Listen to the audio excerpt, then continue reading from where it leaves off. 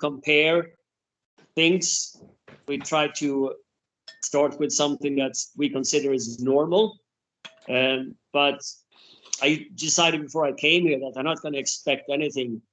I'm just going to do whatever is in front of me at this very moment, because if I don't expect anything, I cannot be disappointed.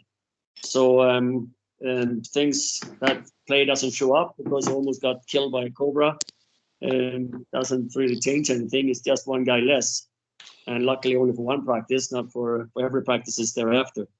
I got here because a friend of mine, you probably know him, Larry Uras. He talks to everyone and he's around all the time, and he came across someone at the South African Federation, and they were looking for someone to guide them along and come in for a few months and prepare their national team, and also help them with some advice for the development of the sport in the country. And I always enjoy traveling. I always enjoy learning new things, and never been to Africa before. So yeah, why not? So that's what I did, and just open-minded. I was more interested into learning about the country, about the history, about all the different cultures that have to coexist, and if they're drifting apart or if they're actually trying to become one, as Mandela was hoping and trying and doing a good job, everyone says, anyway, to get that first step going. And at the same time, there are so many dangerous areas, so I don't get around really, as I hear from what people say and I read the papers and see the news, but I don't really experience it because I'm a chicken, I guess. I don't go into areas where you might not come out again. So 35-40% unemployment, unbelievable difference between the poor and the rich. I mean, extreme poverty and extreme wealth. It's not very popular to show off your wealth, except that you have a very nice house in a very secure area. But outside, you don't really want to show off your wealth. It just bugs everybody, or 95% of the population. So being invited to live in an area that's secure, I see what they have, like the mansions they have, and occasionally you drive through a poorer area, not the worst areas, but poorer areas, and you see how the people are struggling. So that's really something new, living in Sweden and Canada, Switzerland, and most Western countries, where there are divisions, but not nearly the way it is here. And it's not based on race per se. It's just that all colored people had 500 years of lagging behind, and there's just no way to catch up when they don't own anything from the very beginning and don't have an education and no history of going to school and so on and so on. Obviously, there are some who do really well, so it is possible, but the vast majority is free, but financially and health-wise not better off now than they were during the apartheid, which sounds terrible, because being free is obviously what every person needs. But you can't do much with your freedom if you don't have any resources to so to speak, buy a nice life. So anyway, it's very interesting to be here, and even on the hockey team, we have some who are struggling to pay for their parking to get out of the garage, and most of them cannot buy a hockey stick and are depending on some wealthy people who are just friendly and buy them a stick once in a while and bought them skates 2 years ago, and so on and so on. So it's very, very different. And that's why I wrote that story, because the players haven't seen it. I didn't write it for the players, but I need to clear my own thoughts and just forget everything about division in languages, division in culture, division in wealth, division in religion, and just focus on the fact that once you're on the team, you're just one of 22 guys, and either you're a forward defenseman or a goalie. There's no other differences. So that was kind of the reason why I put my thoughts together and sent it out to most of my friends. Bjorn, it's so nice to hear from you talking about your experience. And I want to welcome everybody back on. We've got a million things we would love to talk about, and I know you and I have talked about um, the women's hockey and the role that you feel it's playing in the game, even affecting men. Um, Tim Bothwell was at the Olympics. He's returned. He's had that experience. And Kim, I'm sure you watched the game last night, Canada winning the gold medal. So Bjorn, I wonder, you talked 2 weeks ago, you talked to me about the female game and how really it seemed to be going in the right direction and developing in the right direction.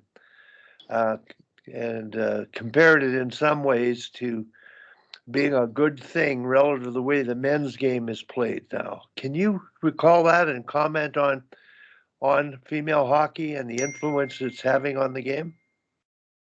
Yeah. Well, I didn't say that it influenced the male hockey.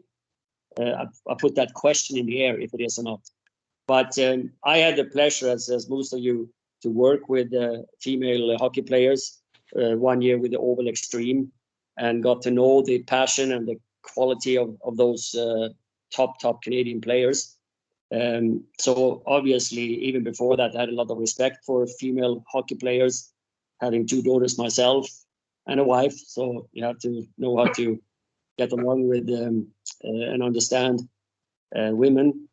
But as good as they were back then in 2010 or 2009 when I was with them, they are fantastic now. I mean, the way they play, from the speed they skate, the passing they make, the shooting power they have developed over these 10 years, it's really amazing. And I find, because there is no body hitting and just body contact, the danger of putting yourself in a bad position with a pass where you have to look over your shoulder, when that disappeared, the passing game got much better. And we compared it a little bit the other day with the sport that's very popular in Sweden and Finland and some other European countries, which is called floorball or uni hockey, where they play in a gym. And the skill level that has exploded from that game, where you don't have to be afraid of getting hit, has just made the skill level and most of all the passing so much better. And just go back again 10 years to 2009, one of the centermen on that team in Calgary was Kingsbury, and first practice, or maybe the first week anyway, I was amazed how well she could come out of the zone. The puck came up to the half court, and the next second she had it in the middle with full speed. And I guess I don't know how you do this, because just keep doing it, because it's fantastic. And then I realized that she doesn't have to look up for a pinching defenseman. She just have to time it, and have any speed that she wants, and come at the right time at the right spot. And then she was out of the zone with full puck control. And you see that more and more now. And I also think that that's the way that the society wants sports to become. More skillful, more team play, and less violence. There are other violent sports for those spectators who enjoy that, whatever they're called, WWF or whatever they're called, WWE, I think, and all kind of so-called sports. But hockey is going towards I hope in a way, but I think I see the trend going to a more skillful game, more team-oriented game as far as playing instead of just battling. And I think the women are, in many respects, leading the way. I'm not saying that the men are copying, but their game is more acceptable in today's era, where injuries and risk-taking and blood is not really something that society is appreciating as much as they used to. Bjorn, I didn't say that we're necessarily copying the guys, or the guys are learning from us, because I've always advocated that the guys' game, the NHL game, the international game at the highest level is setting a bar, which I think the girls are playing a highly skilled game without fear. And I'm just amazed at it. And I wonder, Kim, your thoughts. relative to what Bjorn said, and anything on the Canadian Olympic team, and Tim, at some point, your Olympic experience, because when I watched the B pool games, they were competitive. Every team was competitive. I found it exciting. And Bjorn, I was impressed with the quality of play. And it's not a B pool. It was the second, a division striving to play the first division. So it's made such great progress. And I think the guys' game has become more a less violent game where stick on puck has replaced it hitting and intimidation. So, Kim, go ahead. If you could comment on last night and all of your thoughts. You've sort of made a breakthrough with the press. You're doing interviews after and following the Olympic Games in Canada and the United States' rivalry. So go ahead, Kim. Thanks, Wally. I'll try to sound coherent this morning. I'm not sure I can guarantee anything. Yeah, I mean, I think you just have to look at Poulin's game-winning goal to go, like, the level of execution on that goal. I don't have a TV, but if that's not the highlight of the night on every single sports channel, that is a travesty, right? Like, it is off a pass, off a rebound at high speed, well, it turns out it's not off both feet. I had to watch it about 30 times. Off one foot, under the other foot, off the pad and in. I mean, that tells you exactly where we are in terms of the development of the game, right? And you watch players like a Nurse or even a Jenner who, Tim might know this better than me, Wally, you might know this. Like, those players were not those players 4 to 8 years ago. I mean, Sarah Nurse didn't even play 2 months ago in the rivalry series, and she just was lights out. So, whatever they're doing, it's working.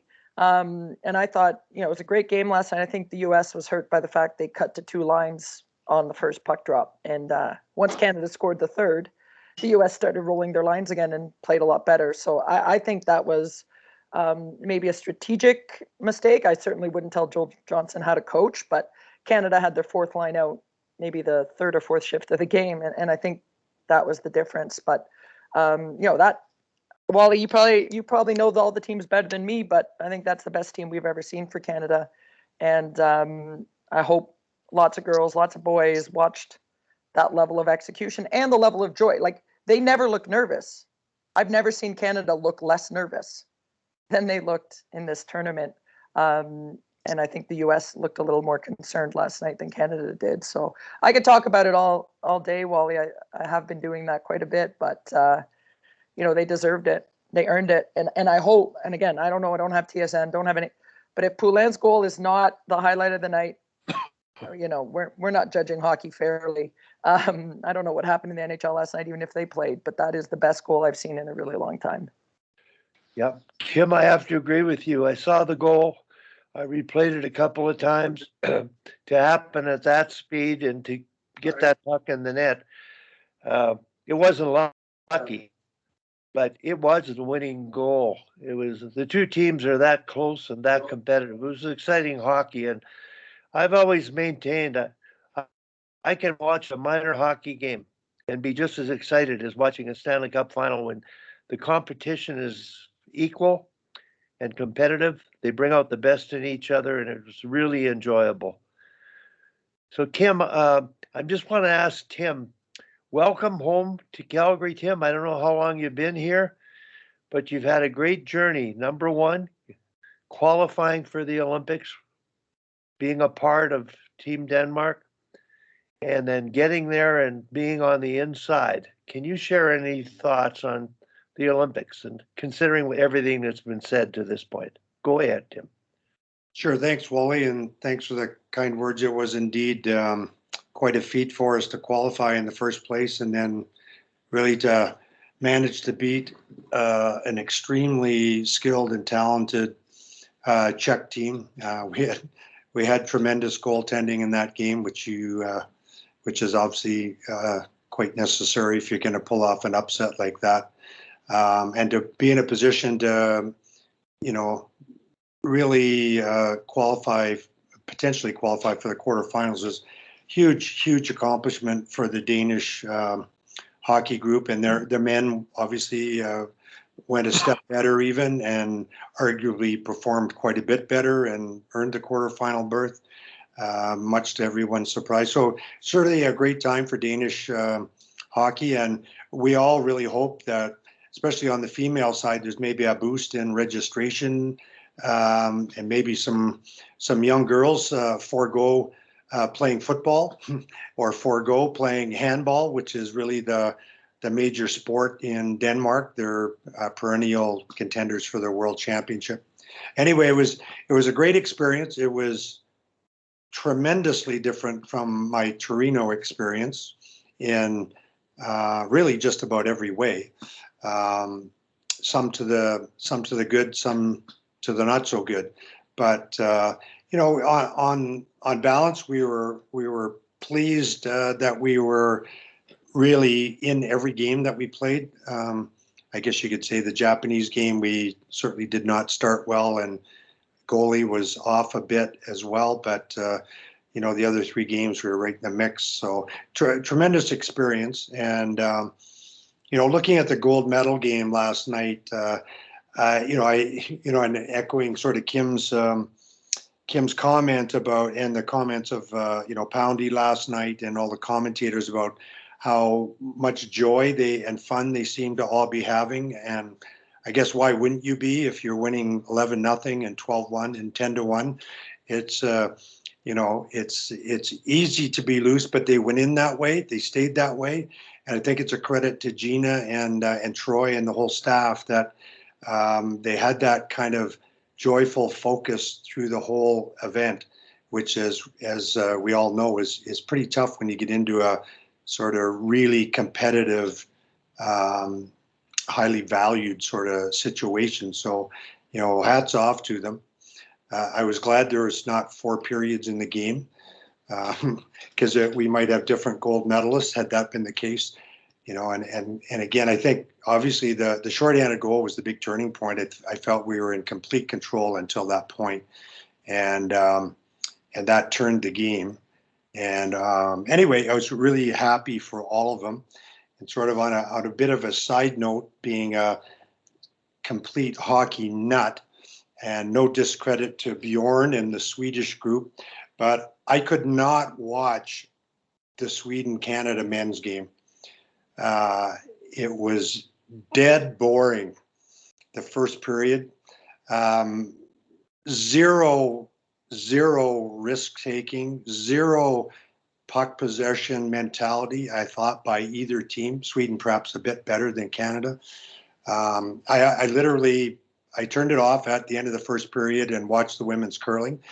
Went back in the middle of the second period, and just in time to see 3 scoring chances back and forth. And I thought, oh, maybe the game's developed. But then the announcer quickly pointed out that really that was the first real interesting point in the whole game. And then really Sweden did a tremendous job checking in the third period. But I just found it really lacking in entertainment value. And I'll take that women's gold medal game 100 times to Sunday over that men's game. So just some random comments there, which you can feel free to attack with vitriol and venom. I'm used to that. Listen, I want to mention, for those of you that are on may not know, but Bjorn was helping Dave King coach in Nagano. So talk about coaching underdog teams, Tim. I was working with the Japanese women, and Bjorn was a staff member and has been a friend of Dave's for many years, and just had a big role in North American ice hockey, coming over and studying the game. So I'm really glad you got to share your thoughts about it, because relatively speaking, I love the game at any level when it's played, when the competition is close. It's difficult to watch Canada and the U.S. clobber teams, and this year Canada did the most clobbering, and the games weren't entertaining, and the female programs gets criticized for the discrepancy.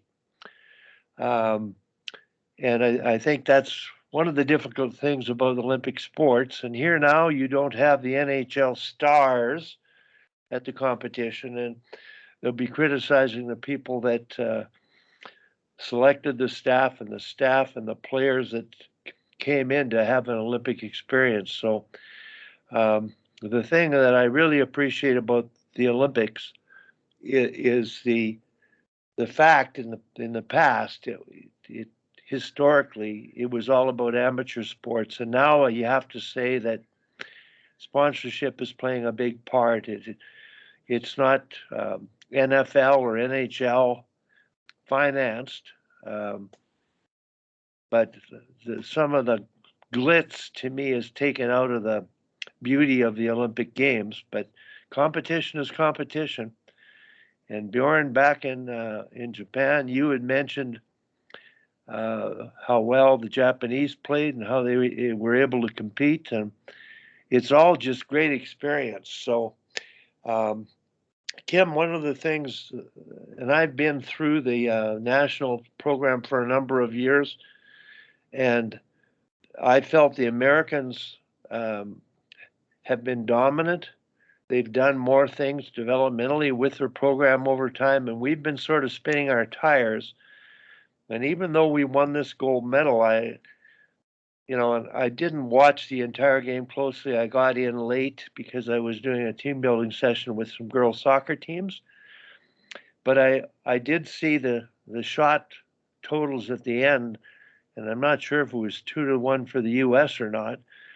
But any team could have won that game. That's how close those teams are. And I think Canada has developed a mentality of respecting the opponent, not being distracted by the outcome. Although, Kim, in the other game they played prior to that, I think I was quite concerned about how the Americans overplayed us.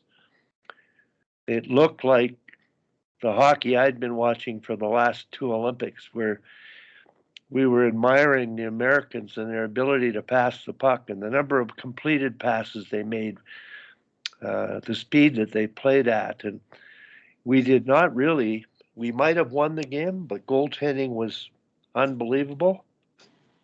And I'm guessing goaltending was unbelievable last night, except for possibly the second goal, which got the Americans back into the game. So, Kim, you have your hand up. Go ahead.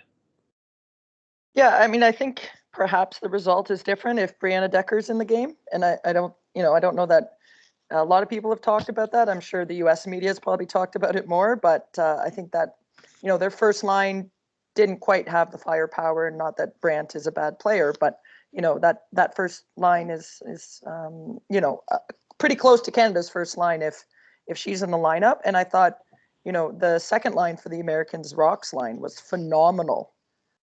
I could watch them play hockey all day, and I think they were emblematic of the style that the U.S. was using to manipulate Canada. The way they worked the puck down low, but it wasn't like necessarily our traditional cycle. It was get it, give it, move it. They always had support 10 feet away on every single angle. And Canada was working, having a hard forecheck. And I think the U.S. had a hard forecheck, but it was once the U.S. got the puck, how they moved it around the zone and how they were getting open for each other. I mean, I think in the preliminary game, Pounder mentioned it. They had a shift where they were in Canada's zone for 1 minute and 40 seconds almost. And I clipped that one out. And it's amazing the way they're just touching the puck and moving it. And I didn't quite see that from Canada to the same level, except maybe on the power play.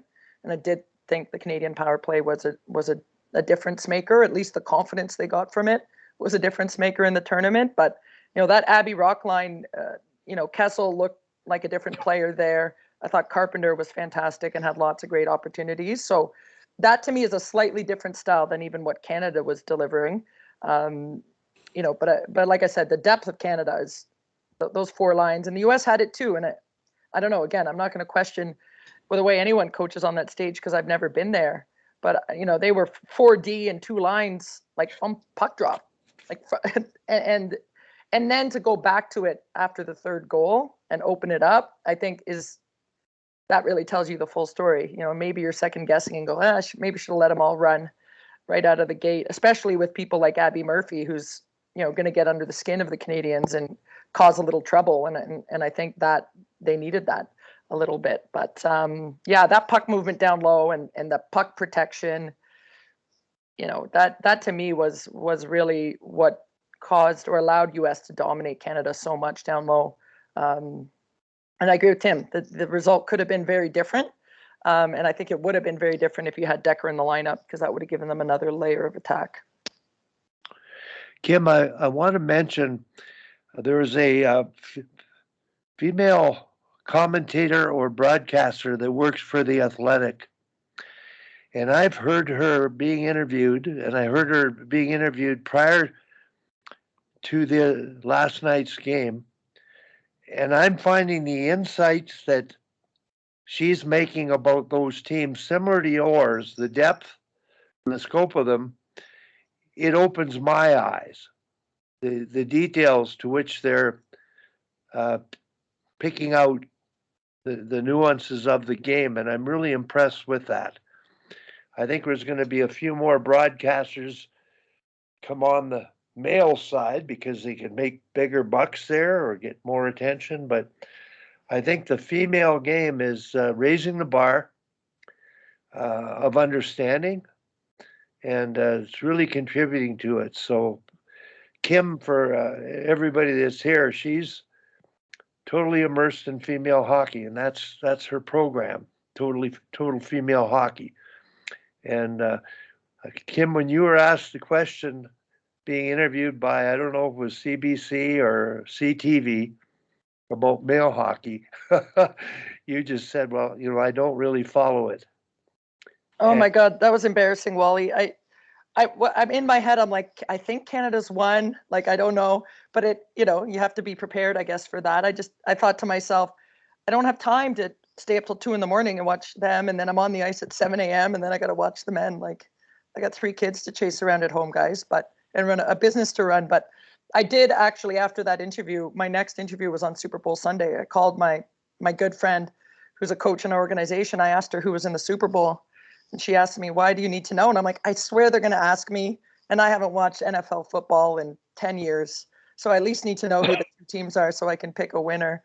No, it's been a lot of fun. And I've gotten a lot of great feedback on it. And it's actually allowed me to reconnect with some people I haven't spoken to in a long time. But I will say, I think Cheryl's doing a fantastic job. And I think her commentary is so relatable. Her energy is so relatable, like whether you're a hockey person or not. And Sammy's calls were on CBC a little bit because she was with the Olympic broadcast service, and it's just nice to see people who know what they're doing. But there's got to be a passion and a bit of a grittiness to it. Like when you see NHL and you see some of those guys like Bieksa. Like, I'd love to see more female commentators who have a little bit more of that edge, who aren't just playing it safe and worried about what they say. Obviously, I'm not worried about what I'm going to say, but not sure that I'm going to be on the NHL network anytime soon. But I'd like to see that, because I think sometimes some of them, are kind of happy to be there and maybe don't call it the way they could call it. So maybe, fingers crossed for Cheryl. It looks like she's got a pretty good inroad there, but I think she's done a phenomenal job so far. Yeah. Well, I just want to mention Hal is on. Michael Bonelli is on, and we're guys, and most of the guys on the call are working that way, looking at the male game, concerned with young boys and the nature of the beast in hockey, bench management and behaviors and that kind of thing. I'm not sure how closely Hal, Mike, you follow, and from your points of view, the female game, but can you comment on that? Either of you. Go ahead, Mike first and then Hal. Yeah, well, I only follow it. I mean, I followed it a lot more when I was coaching with the Whale there for a year with Colton Orr, and that was an interesting year and just a big learning experience for me. I used to laugh. I mean, I used to laugh at how high a level how high level the pros were, the women were, and how I was trying to take the same drills and use it with my elite 14U team, and they couldn't do any of it. they couldn't even think about it. So I'm like, guys, because you're not listening and you're not taking it in, you're not understanding the process. But I've worked with the New York State girls development program for years. I don't know, 20 years now. So it's I've been around the women's game and the girls game for a long time. I don't see it much different, but I don't see it much different because I don't treat it differently, I guess. I just coach them as hockey players, and there are little nuances and tweaks, and Kim knows it better than I do, obviously, and you guys that are in the women's game that are embedded with them every day. But I think like a AAA player to a B player, women or girl or boy, they just appreciate you treating them with respect and working them hard and not changing the way you teach. So I don't know. I think I love the growth of it. I think from an administrator point of view and from somebody who's involved with growing the game and being in the grassroots side, I think on my side, USA Hockey and the NWHL, the PHL do a pretty bad job at promoting their sport and building it. It's just my opinion, but I think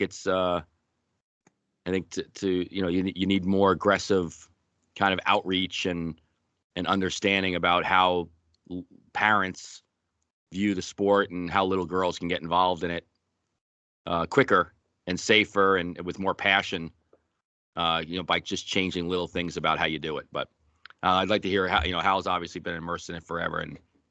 But I enjoy the fact even on these calls that the call never really goes to, it's just hockey, right? And teaching it and then watching the nuances of what certain players do and how they do it. Like yesterday's game, it was just a phenomenal hockey game to watch. So it was a lot of fun. Well, I've been coaching girls hockey now the last 2 years after 48 years of boys. And the biggest difference was so it was U15 last year. I'm coaching in the high school program this year in our local community. And I hate to use the word social because it might have a negative connotation versus boys, but the kids crack me up. They are funny. They are verbal. They want to have fun. They do have fun. It was described to me by a couple of guys that have done the women's game a long time is that the girls want to have fun and win, and boys want to win, and then they have fun. And I think there's some truth in that. But the girls, the skill levels are just rocketing up. They love to learn. We're teaching them things that the stuff I've been showing them that nobody's ever showed them, and maybe won't show them again. I don't really know. Our high school team is rated second in the state, and if they win tonight, which they likely will, they'll be off to the state tournament. We have two divisions in Minnesota. We have an A and a double A, and they're basically based on your school size. And the school where I'm at is in the A division. So the double A schools are pretty tough. Just by nature, they got more kids to pick from. So I think it's a great game. I also coach in the USA Hockey. Well, in the spring we do the programs to get kids to the national camps, and I do a U17 team there in one of the sections, and most of those kids are double A kids. I think I shared something, or I mentioned it a week or two ago, that the NCAA in the United States says statistically 1 out of 4 high school girls will play college hockey, Division III or Division I. And boys is 7 or 8 out of 100. And so there's an enormous opportunity for girls to play not only up through high school, but beyond. And we have some great role models here. Gigi Marvin, who just retired from the U.S. national team. She's here local. Now she's a broadcaster for the Minnesota Wild. But Lee Stecklen, and we got all sorts of national team players that are actually live here in the Twin Cities that are all involved. So it's interesting. It is different. I'll tell you, as a coach, when I stand on the bench and I watch something happen, I watch a turnover, and in boys hockey, it would probably end up in the net. In girls hockey, I'm a little more patient now because it doesn't quite end up in the net as often as it does in boys hockey. But I think that'll change. I think it's these kids have so much skill and so much passion for the game. I just think it's great. So that's my take on it. You're on mute there, Wally. Tim, you like myself, I'm just not sure how you got involved in the female game. We're two of the old codgers. I wonder if you could comment on that. And then Bjorn has his hand up. We'll get him to follow up. And I had a question for Richard, sort of similar to Hal later on. Richard's role where he is in hockey, I believe, in the Toronto area. So, Tim, can you make a comment? How did you get into the game, the girls' game, and its impact on you as a person and a coach, and looking at the game moving forward? Well, it's all been positive, but I think why don't we leave that? Mike had his hand up, and then Bjorn, it probably more linked to Hal's comment. So, Okay, Mike, why don't you go ahead, and then Bjorn. Yeah. I was just going to make one comment because I'll preface this by, so we practice every Thursday night. My 14U boys team practices on the same ice as the 14U girls team. And for some reason, every Thursday night, a different girl comes in with like cupcakes, cookies, something. We never get anything. I've never seen any of my boys cook anything, bring anything, show any joy in coming to their teammates like that. So I will say that is one difference I've seen this year is the girls. I don't know. It was just a thing I noticed, and I was like, well, nobody's bringing me cupcakes, so I don't know. I thought it was a observation. Being Maybe the they just can't cook. Maybe I got to. being the chauvinist, Mike, or I might say, would you enjoy eating the cupcakes your guys would bring to you? I don't know. Yeah, better, because I'd be very impressed that I said, because my son loves cooking. He makes cupcakes all the time. I said, how come you're not making them for your teammates? Come on. Good for him. Go ahead, Bjorn. Yeah, I just had an anecdote because you were talking about differences to coach women and to coach men. And before I took the job in Calgary with the Ovals, I talked to quite a few coaches who've been coaching women. And they told me the craziest stories. And I just, no, I don't believe, no, you're exaggerating. No, I don't believe it. So when I came to Calgary, I told the players that I've been coaching hockey players for 30 years now. And as far as I'm concerned, you are hockey players. I've heard stories about differences, but until I see it, I'm not going to treat you any way different than I've been treating any other hockey player.